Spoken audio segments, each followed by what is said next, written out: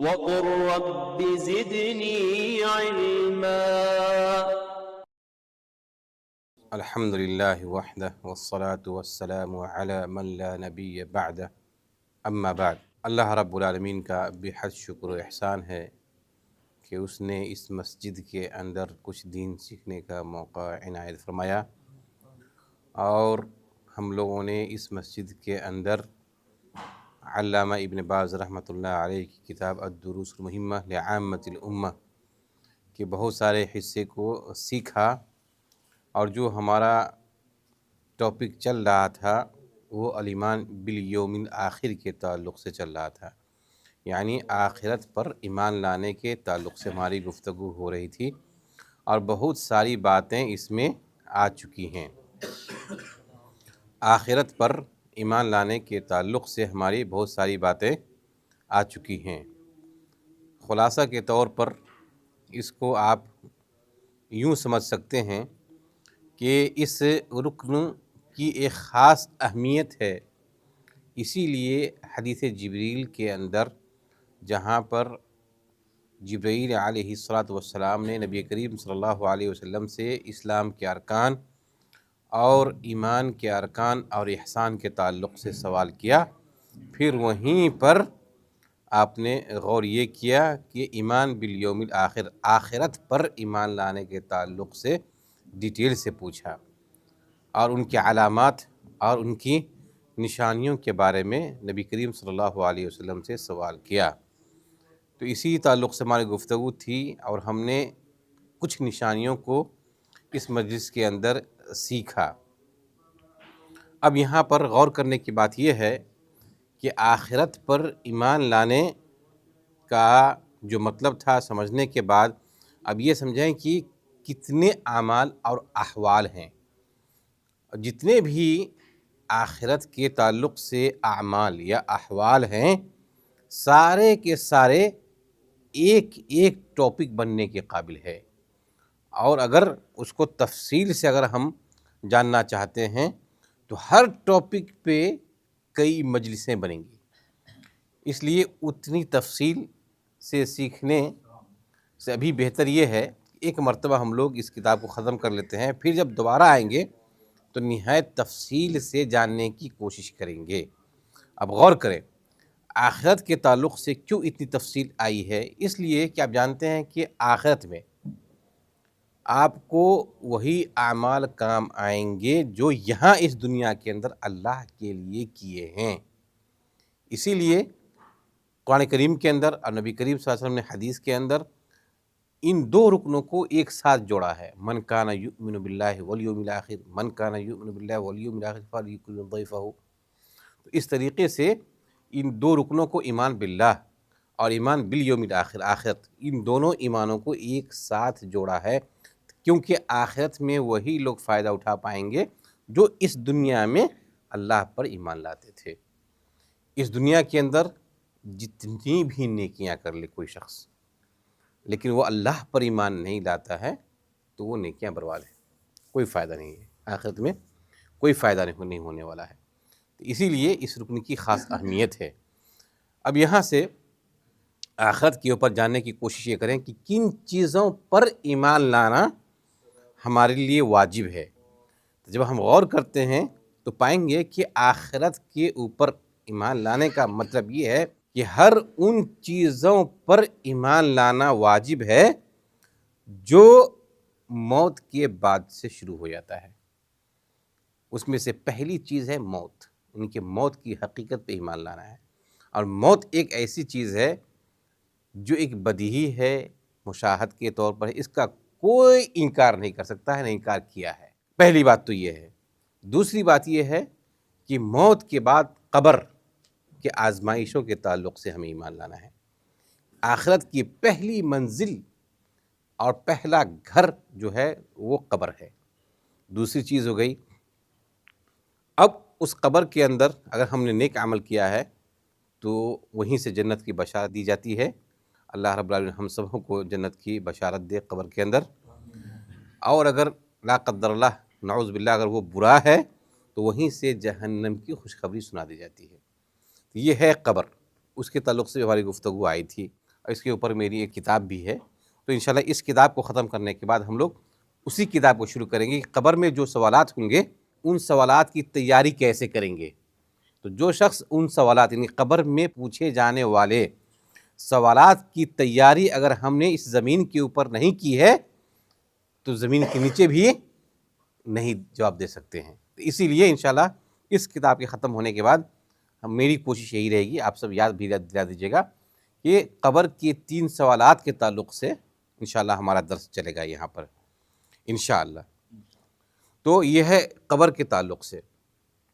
اب اس کے بعد جو سب سے بڑا مسئلہ پھنسا کہ قبر کے بعد کیا ہم دوبارہ زندہ کیے جائیں گے یا نہیں کیے جائیں گے، البعث والنشور، یعنی کہ یہی سب سے بڑا مشرکین اور کافروں اور منافقین کا محل اشکال تھا اور محل اعتراض تھا، کیونکہ موت کو تو سبوں نے دیکھا، قبر میں ڈالتے ہوئے ہم دیکھ رہے ہیں، لیکن یہاں پر بات یہ ہے کہ کیا قبر کے بعد دوبارہ ہم اٹھائے جائیں گے یا نہیں، یہ بہت بڑا محل اعتراض تھا، اور ہم لوگ بھی کہیں نہ کہیں اس پوائنٹ پر آ کر کمزور ہو جاتے ہیں۔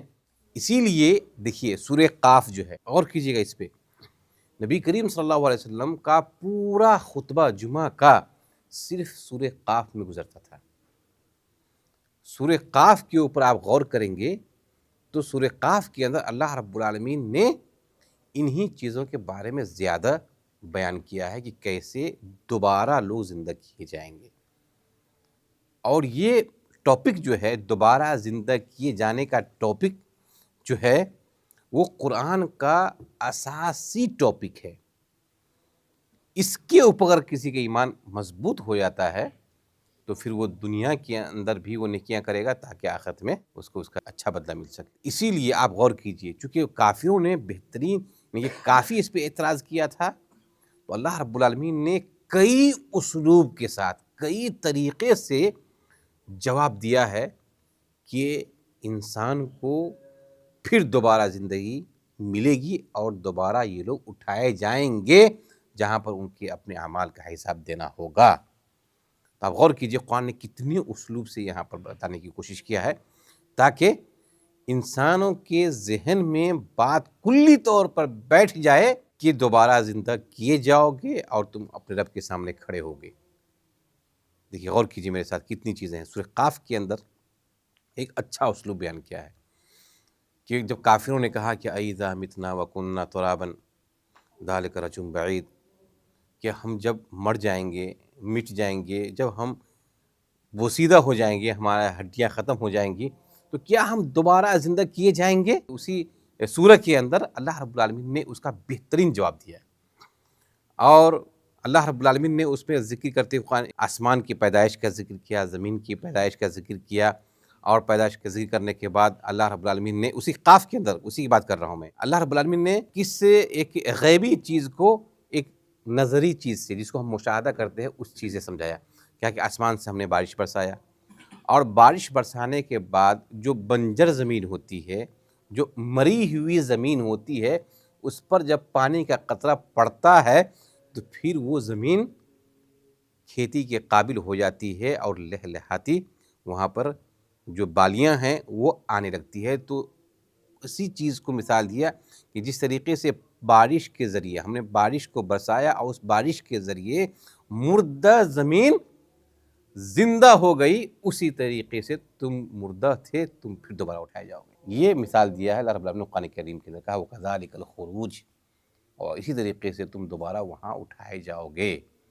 ایک مثال تو یہ دیا، دوسری مثال قُلْ بھلا وَرَبِّي لَتُبْعَثُنَّ، نبی پاک صلی اللہ علیہ وسلم نے حکم دیا کہ آپ لوگوں کو یہ حکم دے دیجئے کہ اللہ میرے رب کی قسم، دیکھیے قسم دیکھیے یہاں، میرے رب کی قسم تم ضرور دوبارہ اٹھائے جاؤ گے۔ تو یہ ہے اسلوب، ایک قسم کا اسلوب آپ نے دیکھا، ایک لہلہاتی زمین کے ذریعے جو مردہ تھی اس کو زندہ کیا، یہ مثال دیا، اور اس کے بعد آپ لوگ اصحاب کہف کے بھی قصے سنے ہوں گے۔ اصحاب کہف کے قصے دیکھیے، ان لوگوں کو کئی سالوں تک وہاں پر نیند کے اندر سلا دیا، اس کے بعد پھر زندہ کیا، اور اس سے بھی دیکھیے سب سے بڑی چیز جو سامنے ہے وہ ابراہیم علیہ السلام کا قصہ ہے۔ ابراہیم علیہ السلام نے کیا کہا؟ رب کہا کہ ارنی کیف تحیی الموتى، کہ آپ دیکھیے ابراہیم علیہ السلام نے خود اللہ سے پوچھا کہ مجھے یہ بتا یا رب کہ تو مردوں کو کیسے زندہ کرے گا، کیونکہ ظاہر سی بات ہے یہ بہت بڑا ٹاپک تھا کہ انبیاء نے بھی اللہ سے سوال کیا کہ ارنی کیف تحیی الموتى، مردوں کو کیسے زندہ کرے گا؟ اللہ نے کہا قال اولم تؤمن، کیا تمہیں اب تک یقین نہیں ہوا کہ میں مردوں کو زندہ کروں گا؟ قال بلا، نہیں مجھے تو یقین ہے، ولکن لیطمئن قلبی، بس یہ کہ میرے دل کو اطمینان ہو جائے۔ اور اللہ نے یہاں پہ ذکر اس لیے کیا ہے کہ جب ایک نبی نے سوال کیا وہ تو ایمان لاتے ہی تھے، لیکن مزید دل کے اندر سکون ہو اور یقین پختہ ہو جائے، یہ پختہ یقین ہو جائے، اسی لیے اللہ رب العالمین نے پھر اس کا آگے جواب دیا۔ اور اس قصے کو بیان کرنے کا مطلب یہ ہے کہ ہم لوگوں کا بھی یقین پختہ ہو جائے۔ قال فخذ اربعۃ من الطیر فصرہن الیک، ہے نا۔ اب دیکھیے اللہ رب العالمین نے اب اس ایک غیبی چیز کو جس کو ہم نہیں دیکھ سکتے ہیں، ان غیبی چیز کو اب نظروں کے سامنے اللہ رب العالمین نے ابراہیم علیہ السلام کو کہا کہ 4 آپ پرندے لیں۔ کتنے؟ اس سب کو آپ کاٹ دیجئے، بوٹی بوٹی کر دیجئے، اور بوٹی دیکھے سب کو ملا دیجئے، ٹھیک ہے، ملا دیجئے، سب کو خلط ملط کر دیجئے ساری بوٹیوں کو، اور ملا دینے کے بعد آپ وہاں پر رکھ دیجئے۔ اب پھر انہیں یہ اپنے پاس آنے کی انہیں آپ آواز دیں، دیکھیے گا جس کو آپ نے بوٹی بوٹی کر دیا ہے وہ آپ کے سامنے میں سارے کے سارے پرندہ زندہ ہو کر کے آ جائیں گے۔ تو اللہ رب العالمین نے ایک یہ اسلوب اختیار کیا ایک مشاہدہ کے طور پر کہ دیکھیے آپ کے سامنے جس کو آپ نے ذبح کر دیا، بوٹیاں میں ملا دیا، پھر آپ نے اس کو آواز دیا تو وہ سارے کے سارے زندہ ہو کر کے دوبارہ آپ کے پاس آ گئے۔ تو اسی طریقے سے ہم مردے کو زندہ کریں گے، مثال سے سمجھایا اللہ تعالیٰ نے۔ اور اس کے بعد اسی میں سے ایک اسلوب ہے کہ اللہ رب العالمین نے انسانوں کو سمجھنے کا موقع کس میں دیا؟ کہا کہ دیکھیے یہ جو مرنے کے بعد دوبارہ جو زندہ کیا جانا ہے وہ تو دوسری بار ہے۔ غور کیجئے گا اس پوائنٹ کو اچھی طریقے سے کہ مرنے کے بعد جو تم قبر میں ہو، قبر کے بعد دوبارہ زندہ کیا جانا یہ پہلی بار تھوڑی نہ ہے، یہ دوسری بار ہے۔ اگر تم کو یہ سمجھنا ہے کہ یہ ایسا ہو سکتا ہے یا نہیں تو تم اپنی پہلی پیدائش پہ غور کرو، پہلی پیدائش پہ غور کرو کہ کس طریقے سے ہم نے تم کو پہلی بار پیدا کیا ہے۔ پہلی بار کسی چیز کو بنانا اور کسی چیز کو سامنے لا کھڑا کرنا یہ زیادہ مشکل ہے کہ نہیں ہے؟ جیسے آپ مثال سے سمجھ سکتے ہیں کہ یہ کیا ہے؟ یہ موبائل ہے۔ اس موبائل کو پہلی بار بنانا یہ زیادہ مشکل ہے یا پہلی بار بنانے کے بعد دوسری بار اس کی ریپیئرنگ کرنا یا دوسری بار بنانا یہ مشکل ہے؟ آپ لوگ بتائیے۔ پہلی بار بنانا مشکل ہے، پھر اس کے اندر کیا نقشہ کھینچیں گے، کس انداز سے کریں گے، تو پہلی بار بنانا یہ زیادہ مشکل ہے۔ دوسری بار بنانا کیا ہے؟ یہ نہایت آسان ہے، ایزی ہے۔ جب آپ پہلی بار کوئی کام کر چکے ہیں تو دوسری بار کرنا آپ کے لیے آسان ہے۔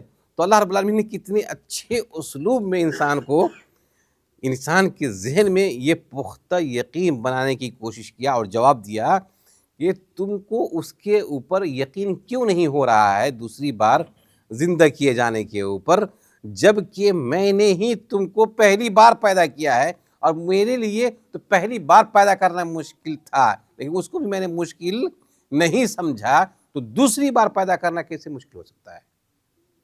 اسی لیے بندہ مومن اب تم یقین کر لو کہ تمہارا دوبارہ زندہ کیا جانا یہ کنفرم ہے، اس میں کوئی شک نہیں ہے۔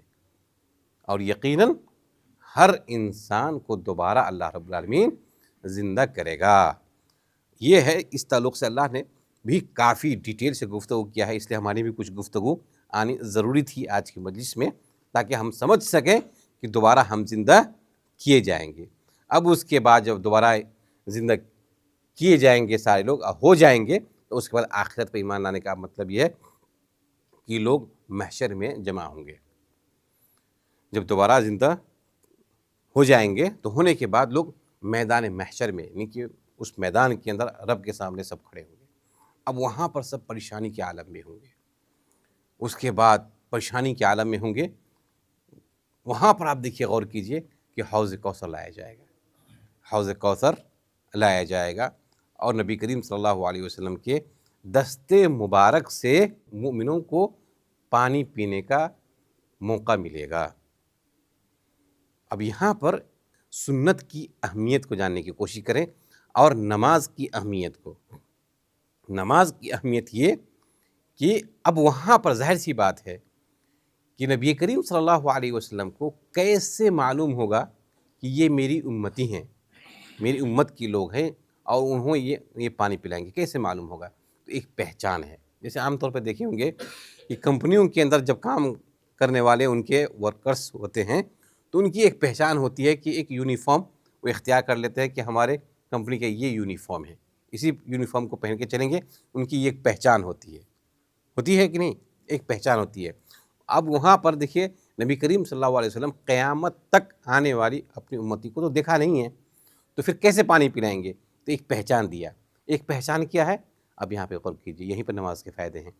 کہا کہ ان کے آثار وضو جو ہے، وضو کرنے کے جو اعضاء ہیں وہ چمک رہے ہوں گے۔ جب دیکھیے، وضو کا اتنا بڑا فائدہ یہ ہے کہ نماز کے لیے جو ہم وضو کرتے ہیں تو اس وضو کی جتنے بھی اعضاء ہیں، جہاں پر جیسے ہم وضو کرتے ہیں تو وہ چمک رہا ہوگا، غرن محجلین کا لفظ آتا ہے، چمک رہا ہوگا۔ اس سے نبی کریم صلی اللہ علیہ وسلم پہچان جائیں گے کہ یہ میری امت کے لوگ ہیں۔ پھر سب کو پانی کے لیے، پینے کے لیے بلایا جائے گا اس پریشانی کے عالم میں۔ وہاں پر اب یہاں پہ دیکھیے، میں نے کہا کہ نماز کے فائدے، کہ نماز سے پہلے ہم وضو کرتے ہیں تو اس کا بڑا فائدہ ہوا، اور اس کے بعد بدعت کا نقصان دیکھیے۔ یہ سنت کا فائدہ ہوا، بدعت کا کیا نقصان ہے کہ وہیں پر کچھ لوگوں کو بلایا جائے گا، وہ لوگ آ رہے ہوں گے، نبی کریم صلی اللہ علیہ وسلم کہیں گے آئیے پانی پینے کے لیے، لیکن اللہ رب العالمین کا حکم ہوگا کہ انہیں آپ پانی نہیں پلائیں۔ تو نبی کریم صلی اللہ علیہ وسلم کہیں گے کہ یہ تو میری امت کے لوگ ہیں، یہ جو نشانیاں ہیں ان کے اندر موجود ہیں۔ تو اللہ رب العالمین کا حکم ہوگا کہ فَإِنَّكَ لَا تَدْرِي مَاذَا أَحْدَثُوا بَعْدَكَ، اے نبی پاک صلی اللہ علیہ وسلم، آپ نہیں جانتے ہیں کہ آپ کے انتقال کے بعد ان لوگوں نے کن کن بدعتوں کو ایجاد کیا تھا، لہٰذا ان بدعتیوں کو آپ حوض کوثر کا پانی مت پلائیں۔ تو یہ ہے بدعت کا نقصان، کہ اللہ رب العالمین کہے گا کہ آپ نہیں جانتے ہیں کہ ان لوگوں نے کن کن بدعتوں کو ایجاد کیا تھا۔ تو ظاہر سی بات ہے، جس طرح توحید کے ایک مخالف چیز شرک ہے، اسی طریقے سے سنت کی مخالف چیز بدعت ہے۔ اگر ہم بدعت سے، جس طرح شرک سے اجتناب نہیں کرتے، یا اس شرک سے اجتناب اگر نہیں کرتے توحید کسی کام کا نہیں ہے، اسی طرح اگر بدعت سے اجتناب نہیں کرتے ہیں تو سنت کوئی کام کرے گی۔ اگر آپ عمل بھی کر رہے ہیں، نماز بھی پڑھ رہے ہیں، تو آپ حوض کوثر سے محض اس لیے منع کر دیے جائیں گے کہ یہ بدعتوں میں مبتلا تھا۔ میرے بھائیو، بدعت سے بچنا اسی طریقے سے ضروری ہے۔ پوچھئے آپ لوگ، سنت کیا ہے، بدعت کیا ہے، شرک کیا ہے، توحید کیا ہے؟ یہی چار چیز تو ہے۔ یہی چار چیز کو اگر آپ سمجھ گئے تو آپ کا بیڑا پار۔ توحید، شرک، سنت، بدعت، یہ چار چیز سمجھ گئے کافی ہے۔ یہ بدعت کا سب سے بڑا یہاں پر نقصان ہے، یہ لوگ حوض کوثر سے روک دیے جائیں گے۔ المہم، یہ حوض کوثر کی بات آئے گی، اس کے بعد وہاں پر نام اعمال سب کو دیے جائیں گے۔ نام اعمال دینے کے بعد ان کا حساب ہوگا، اور پھر جانتے ہیں ان نام اعمال کو وزن کیا جائے گا۔ وزن کرنے کے ساتھ ساتھ پھر جب آدمی کو پریشانیاں ہوں گی تو پھر شفاعت عظمیٰ کی بات آئے گی، اللہ کے رسول صلی اللہ علیہ وسلم سے سفارش کرنے کی باتیں آئیں گی۔ ان کے آخرت کے جتنے بھی اعمال ہیں اس سب پہ غور کریں۔ پھر اس کے بعد آپ جانتے ہیں کہ پھر جنت اور جہنم کا فیصلہ ہوگا۔ اس سے پہلے پل صراط ہے، پل صراط پہ گزرنا ہوگا، پل صراط کی بھی ایک صفت بیان کی گئی ہے کہ بال سے زیادہ باریک اور تلوار سے زیادہ دھاردار ہے۔ تو اپنے اعمال کے اعتبار سے اس پل صراط کے اوپر گزریں گے۔ پل صراط جو ہے وہ جہنم کے اوپر ہے، اتنی باریک چیز یہ جہنم کے اوپر ہے، اس سے گزرنا ہوگا، اور ہر شخص اپنے عمل کے اعتبار سے اس پل صراط سے گزرے گا۔ تو جس کا جیسا عمل رہے گا وہ اسی تیزی کے ساتھ اس سے گزر جائیں گے۔ اس لیے اس دنیا کے اندر یہ دارالعمل ہے، ابھی موقع ہے، اس دنیا کے اندر عمل کیجئے تاکہ پل صراط کے اوپر قاعدے سے اچھی طریقے سے آپ گزر سکیں۔ کوئی تو بالکل بجلی کی رفتار کی طرح گزر جائے گا، پھر کوئی لٹکتے پٹکتے کٹتے پھٹتے گزرے گا۔ اگر کس کا عمل نہایت ہی کمزور ہے تو وہ جو گرا جہنم میں گیا۔ یعنی کہ ہر شخص کو جہنم کے اوپر سے یعنی پل صراط سے گزرنا ہوگا۔ جن کے اعمال اچھے ہیں وہ بالکل اس پل صراط سے گزر کے جنت میں چلا جائے گا، اور اگر نہیں گزر پایا تو لٹک کے نیچے چلا جائے گا، وہ جہنم ہے۔ اسی لیے اس پل صراط کی تیاری کیجیے، ابھی ہمارے پاس موقع ہے۔ جتنے بھی گناہ ہیں تمام گناہوں سے توبہ کیجیے، توبہ کرنے کے بعد اللہ کی طرف آئیے۔ اللہ رب العالمین کی عبادت کا یہ ہرگز یہ مطلب نہیں ہوتا ہے کہ آپ دنیا کو بالکل چھوڑ دیجئے، کمائیے ہی نہیں، بالکل نہیں۔ اللہ رب العالمین کو یہ بھی پسند نہیں ہے، بلکہ دنیا بھی آپ کمائیے حلال طریقے سے اچھے کپڑے پہنیے، اچھے سے اچھے کھانا کھائیے، اللہ نے آپ کو دیا ہے۔ تو یہ سب ساری جو اما بنعمت ربک فحدث، اللہ نے جو نعمتیں دے رکھی ہیں اس کا آپ اظہار بھی کیجئے، لیکن حلال و حرام کی تمیز کیجئے، اور اس کے بعد آخرت سے غافل مت ہوئیے۔ یہ کہنے کا مطلب ہے یہاں پہ دنیا بھی کمائیے لیکن آخرت سے غافل مت ہوئیے۔ پل صراط کو یاد کیجئے، اسے کس انداز سے ہم گزریں گے، ان تمام منظروں کو آپ سامنے رکھیے، تو انشاءاللہ آپ حلال و حرام کی تمیز کر پائیں گے۔ ٹھیک ہے، اس کے بعد پل صراط سے گزرنے کے بعد وہ لوگ جنت میں جائیں گے، اور جنت و جہنم کے فیصلے کے بعد جو ان کے جنت میں جانا یہ کامیابی ہے، اور جہنم سے بچ جانا یہ بھی کامیابی ہے، اور جہنم میں جو چلا گیا اللہ ہم سب کو بچائے اس کے لیے ناکامی ہے۔ اب جنت و جہنم کے فیصلے کے بعد سب سے آخری اور سب سے بڑی نعمت جو ہے وہ کیا ہے؟ وہ کیا ہے؟ دیدار الہی، یعنی کہ جنتی لوگ اپنے رب کو دیکھیں گے۔ اس کے اوپر بہت سارا بد عقیدہ لوگ اس میں کود پڑے ہیں، لیکن سب کی بنیاد کھوکھلے ہیں، کہیں پر کوئی ان کے پاس مضبوط عقیدہ نہیں ہے۔ سب سے بہتر اور یقیناً اور صحیح چیز یہی ہے کہ جنتی لوگ اپنے رب کو دیکھیں گے۔ اب غور کیجئے کہ جنتی لوگ دیکھیں گے اللہ کو کہ اللہ اس طرح ہے۔ صحابہ کرام نے سوال کیا کہ ہم اللہ رب العالمین کو کیسے دیکھیں گے؟ تو نبی کریم صلی اللہ علیہ وسلم نے بہت ہی اچھی مثال کے ذریعے سمجھانے کی کوشش کیا، کہا کہ 14ویں کی چاند ہے، اس کو تم دیکھتے ہو؟ کہا کہ ہاں دیکھتے ہیں یہاں پہ۔ کہا کہ اس کو دیکھنے میں کسی کو کوئی پریشانی ہوتی ہے، کوئی بھیڑ لگتی ہے؟ کہا کہ نہیں، ہر شخص اپنی جگہ سے آرام سے دیکھ رہا ہے۔ کہا کہ بیائی نہیں، اسی طریقے سے تم اپنے رب کو ظاہر اور باہر طریقے سے دیکھو گے، اور اس کو دیکھنے میں کہیں کوئی بھیڑ نہیں لگے گی، ہر شخص اپنی جگہ سے آرام سے اپنے رب کو دیکھ پائے گا۔ یہ ہے دیدار الہی، اور دیدار الہی کے تعلق سے اللہ نے خاص آیت کے تعلق کی طرف اشارہ کیا اور کہا للذین احسنوا الحسنى وزیادہ۔ دیکھیے احسان کا یہاں پر لفظ آیا ہے، اور اسی چیز کو ہم لوگ سیکھ رہے ہیں کہ اسلام کے 3 مراتب ہیں، 3۔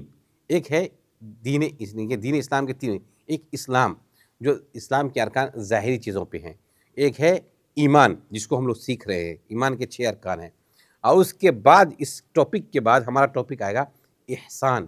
احسان یہ سب سے اعلیٰ درجہ ہے، یعنی کہ اسلام ایک درجہ ہو گیا، دوسرا درجہ ایمان کا ہو گیا، تیسرا درجہ احسان کا ہو گیا۔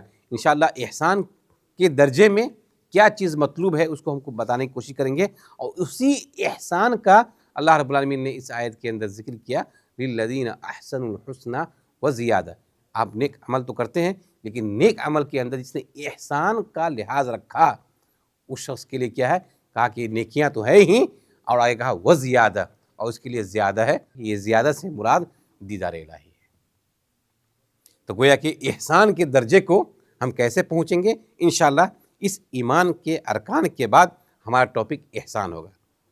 میرے خیال سے سمجھنے کی کوشش کر رہے ہیں، اللہ رب العالمین کو صرف عبادت ہی مطلوب نہیں ہے، بلکہ عبادت کے ساتھ ساتھ اس عبادت کے اندر اگر احسان کا پہلو پایا جائے، احسان کا پہلو پایا جائے تو سب سے اچھی عبادت ہے۔ تو انشاءاللہ کسی بھی عبادت کے اندر احسان کیسے لایا جائے، اس احسان کو لانے کے انشاءاللہ طریقے کو ہم لوگ اسی مجلس کے اندر سیکھیں گے کہ آپ بیٹھ کر کے کچھ وقت گزار کے آپ دین کو اچھی طریقے سے سیکھ سکتے ہیں۔ یہ اللہ رب العالمین کا بہت بڑا کرم ہے، ورنہ آپ دیکھ جائیے کہ جس طریقے سے مارکیٹ کے اندر ایک موبائل میں آپ پائیں گے کہ 1000 ڈپلیکیٹ ہے، اور اس ڈپلیکیٹ کے اندر آپ کو اوریجنل کا اختیار کرنا آپ کے لیے مشکل کہیں پر ہو جاتا ہے۔ بعین ہی اسی طریقے سے اس میں کوئی شک نہیں ہے کہ مارکیٹ کے اندر بہت سارے لوگ دین کی تعلیم سکھاتے ہیں، دین کے نام پہ وہ لوگ آتے ہیں، لیکن اللہ کی قسم وہ لوگ خود دین کو نہیں جانتے ہیں کہ دین ہے کیا۔ یہ دین کے نام پہ جو چیز آ رہی ہیں، کیا وہ خود دین سمجھتے ہیں؟ جب تک آپ کسی کام کو خود نہیں سمجھتے ہیں تو دوسرے کو کیسے سمجھا سکتے ہیں؟ اور صحیح دین حاصل کریں، اور یقیناً انشاءاللہ اگر یہ آپ کا مقصد ہے اور یہ آپ کی نیت ہے کہ اوریجنل چیز کو لینا چاہتے ہیں، تو یہ اللہ رب العالمین کی طرف سے توفیق آئے گی، اور یقیناً آپ کو صحیح چیز یا صحیح دین حاصل کرنے کا آپ کو موقع اللہ دے گا۔ سلمان فارسی کا قصہ آپ کے سامنے ہوگا، کہاں تھے اور کہاں سے دین کی تلاش میں آئے تھے، اور اللہ رب العالمین نے صحیح دین عطا کیا۔ اسی طریقے سے ہر وہ شخص جو کرسی پہ بیٹھتے ہیں، دین سکھاتے ہیں، میرے بھائیوں مارکیٹ کے اندر وہ دین ہے ہی نہیں، اللہ رب العالمین کے پاس وہ دین ہے ہی نہیں جو دین چلا رہے ہیں۔ صرف اور صرف ان کے اپنے مقاصد ہیں، دنیاوی ان کے مفاد جڑے ہوئے ہیں، ان کی ایک جماعت ہوتی ہے، ان کی ایک ٹیم ہے، بس اسی جماعت اور ٹیم کو آگے کرنے کی کوشش کرتے ہیں، اللہ کے دین سے دور دور تک واسطہ نہیں ہے۔ اس لیے کوشش کریں کہ دین کے نام پہ آپ لوگ اپنے آپ کو استعمال مت ہوئیے، بلکہ واقعی جہاں پر آپ کو دین مل رہا ہے ان جگہوں کو اختیار کیجئے، بیٹھیے، دین سیکھیے، اللہ رب العالمین کی مدد آپ کے ساتھ شامل حال ہوگی۔ اخیر میں دعا ہے کہ اللہ رب العالمین ہم لوگوں کو آخرت پر ایمان لانے کے جو بھی مطلب ہو سکتے ہیں ان پر ایمان لانے کی توفیق عطا فرمائے، اور اس دارالعمل کے اندر اچھے اعمال کرنے کی توفیق عطا فرمائے، اور ہم سبوں کو جنت میں داخل کرے اور جہنم سے دور رکھے، اور اخیر میں سب سے بڑی نعمت جو دیدار الہی ہے وہ نصیب کرے۔ آمین وآخر دعوانا الحمدللہ رب العالمین۔